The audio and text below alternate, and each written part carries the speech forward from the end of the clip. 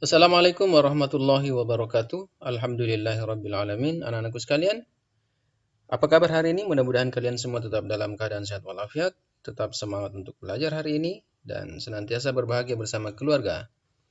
Nah, anak-anakku sekalian, pada kesempatan ini kita akan kembali melanjutkan pembelajaran kita di tema 4, muatan pelajaran IPS dan PKN, subtema 1, peredaran darahku sehat. Tujuan pembelajarannya untuk muatan IPS dengan menyimak video dan mencermati teks bacaan yang disajikan, kalian diharapkan bisa menjelaskan pengertian interaksi sosial dengan benar, kemudian bisa menuliskan jenis-jenis interaksi sosial dengan contohnya, kemudian bisa menuliskan contoh interaksi sosial di masyarakat. Selanjutnya untuk muatan pelajaran PKN, setelah menyimak dan memahami video penjelasan materi dan informasi dari buku, diharapkan kalian bisa menjelaskan perbedaan hak, kewajiban, dan tanggung jawab dengan benar. Kemudian menuliskan contoh hak, kewajiban, dan tanggung jawab sebagai warga masyarakat, dan menuliskan contoh hak, kewajiban, dan tanggung jawab di sekolah. Petunjuk kegiatannya yang pertama, simak dan pahami penjelasan materi pada video ini sampai tuntas. Dan untuk menambah pengetahuan kalian, silakan baca materi muatan IPS pada pembelajaran 3 dan 4.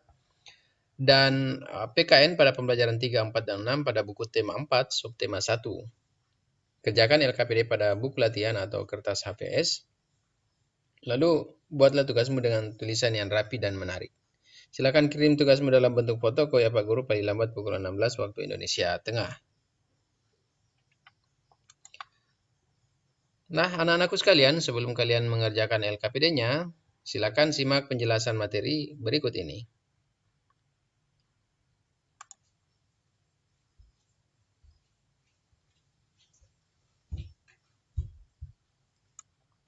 Sekarang kita masuk pada muatan pelajaran IPS.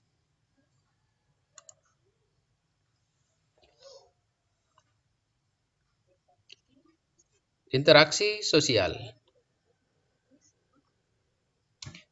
Sebagai manusia, tentu saja tidak dapat memenuhi semua kebutuhannya sendirian. Dia pasti membutuhkan orang lain. Oleh sebab itu, maka setiap orang harus melaksanakan atau harus melakukan interaksi dengan orang lain. Nah, interaksi sosial adalah hubungan timbal balik antara dua orang atau lebih. Saat berinteraksi, manusia akan berkomunikasi dengan orang lain.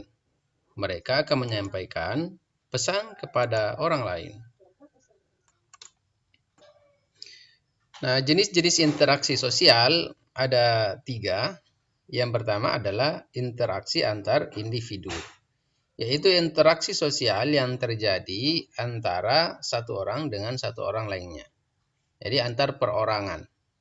Seperti contohnya misalnya dokter yang sedang memeriksa pasien. Yang kedua adalah interaksi individu dengan kelompok, yaitu interaksi sosial yang terjadi antara satu orang dengan sekelompok orang. Contohnya seperti interaksi seorang guru yang sedang mengajar murid-muridnya. Yang ketiga, interaksi kelompok dengan kelompok, yaitu interaksi sosial yang terjadi antara sekelompok orang dengan sekelompok orang lain.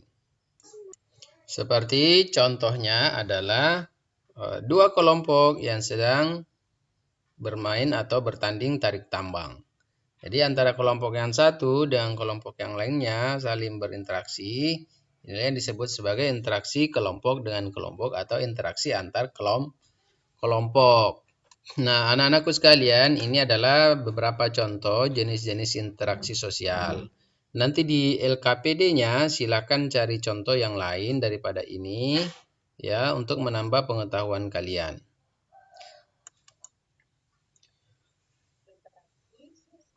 Nah, sekarang interaksi sosial di lingkungan masyarakat. Setiap anggota masyarakat menjalin interaksi untuk mencapai tujuan bersama.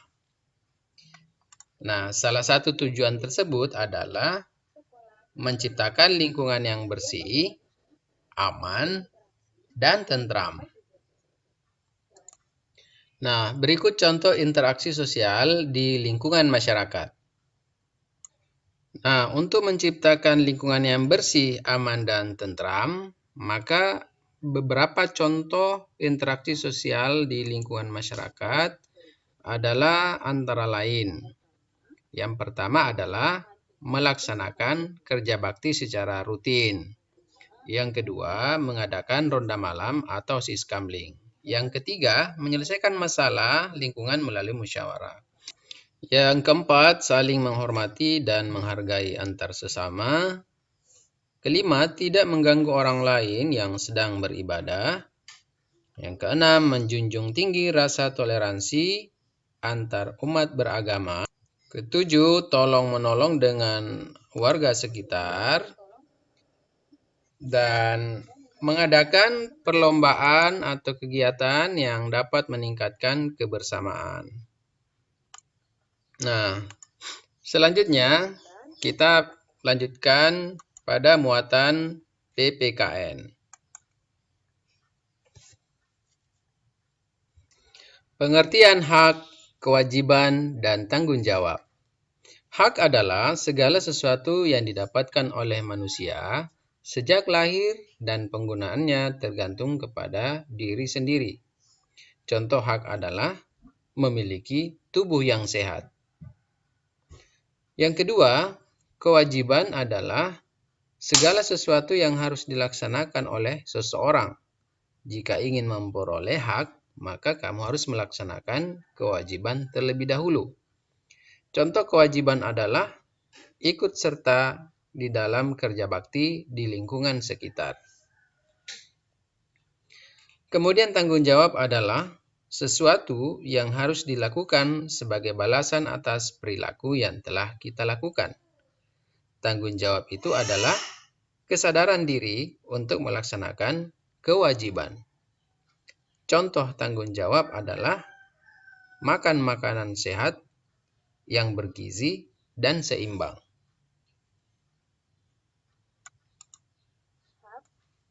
Nah, berikutnya adalah hak, kewajiban, dan tanggung jawab sebagai warga masyarakat. Nah, sebagai bahagian dari masyarakat, maka setiap orang memiliki hak, kewajiban, dan tanggung jawab di lingkungan masyarakatnya. Sebagai contoh, kita memiliki hak untuk menikmati lingkungan yang bersih dan sehat. Agar hak kita untuk menikmati lingkungan yang bersih dan sehat dapat diperoleh, kita berkewajiban untuk menjaga kebersihan lingkungan. Caranya adalah bergotong royong membersihkan lingkungan secara teratur dengan penuh tanggung jawab. Kita harus bekerja sama melaksanakan kewajiban dan tanggung jawab sebagai warga masyarakat. Jika ada warga yang tidak mau melaksanakan kewajiban dan tanggung jawab, maka kehidupan bermasyarakat menjadi tidak teratur. Selanjutnya, hak, kewajiban, dan tanggung jawab di sekolah. Nah, selain hak, kewajiban, dan tanggung jawab di rumah dan di masyarakat, maka sebagai pelajar, kita juga memiliki hak, kewajiban, dan tanggung jawab di sekolah. Sebagai contoh, menjaga kebersihan dan keindahan sekolah merupakan kewajiban seluruh warga sekolah. Salah satu penerapannya melalui kerja bakti dan piket kelas. Seluruh warga sekolah harus mengikuti kerja bakti membersihkan sekolah karena mereka bertanggung jawab terhadap kebersihan dan keindahan sekolah. Setelah melaksanakan kewajiban dan tanggung jawabnya, siswa dapat memperoleh haknya menikmati lingkungan sekolah yang bersih dan indah, sehingga kegiatan belajar mengajar menjadi nyaman. Nah, sekarang kita lihat contoh hak, kewajiban, dan tanggung jawab siswa di sekolah. Contoh yang pertama, siswa berhak memperoleh nilai yang bagus saat ujian. Kewajiban siswa adalah belajar. Tanggung jawab siswa adalah belajar dengan rajin dan sungguh-sungguh. Contoh yang kedua, siswa berhak belajar di kelas dengan tenang. Kewajiban siswa adalah menjaga ketertiban. Tanggung jawab siswa adalah tidak membuat kegaduhan di kelas. Nah, anak-anakku sekalian, ini adalah beberapa contoh hak, kewajiban, dan tanggung jawab siswa di sekolah. Nah, pada LKPD-nya silakan mencari contoh hak, kewajiban, dan tanggung jawab selain dari contoh ini untuk menambah pengetahuan kalian. Nah, untuk selanjutnya silakan lihat LKPD untuk muatan pelajaran IPS. Jadi di sini ada 4 soal. Ya, silakan dicari jawabannya. Jawaban dari pertanyaan ini bisa kalian cari di video atau di buku. Tetapi contoh-contoh yang akan dituliskan jangan mengambil dari video atau dari buku. Silakan cari jawaban yang lain. Ya, itu jauh lebih bagus. Nah, untuk LKPD muatan pelajaran PKN, sini ada 3 soal saja. Jadi silakan jelaskan pengertian hak, kewajiban, dan tanggung jawab. Lalu tuliskan contoh penerapan hak, kewajiban, dan tanggung jawab baik sebagai warga masyarakat maupun sebagai siswa di sekolah. Silakan cari contoh-contoh yang lain selain yang ada pada videonya. Nah, anak-anakku sekalian, inilah penjelasan singkat untuk materi hari ini. Silakan dijawab dengan penuh semangat dan sungguh-sungguh. Dan segera kirim jika pekerjaannya telah selesai. Demikian, wassalamualaikum warahmatullahi wabarakatuh.